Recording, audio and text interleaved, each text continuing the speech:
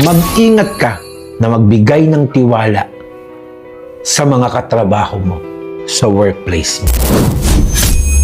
Hindi lahat ng nakangiti ay sayo. Hindi lahat yan kakampi mo. At tandaan mo ito, pumunta ka sa trabaho para magtrabaho, hindi ba? Hindi para maghanap ng best friend. Kung magkaroon ka siguro ng mga tunay na kaibigan doon, bonus mo na lang yun.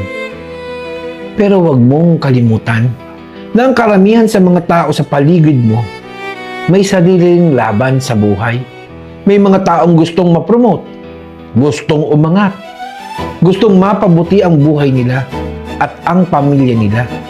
At kapag dumating ang oras na kailangan nilang pumili sa pagitan mo at sa mga ambisyon nila, malamang pipiliin nila ang sarili nilang kinabukasan.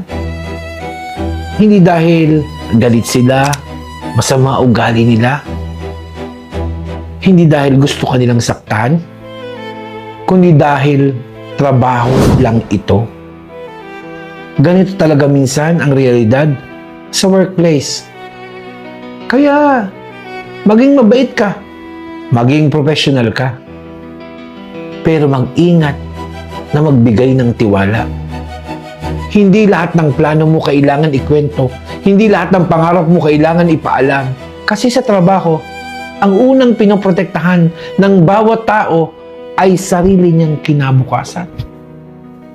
At kapag maaga mong naiintindihan to, mas maiiwas mo ang sarili mong masaktan. Pag-isipan mo,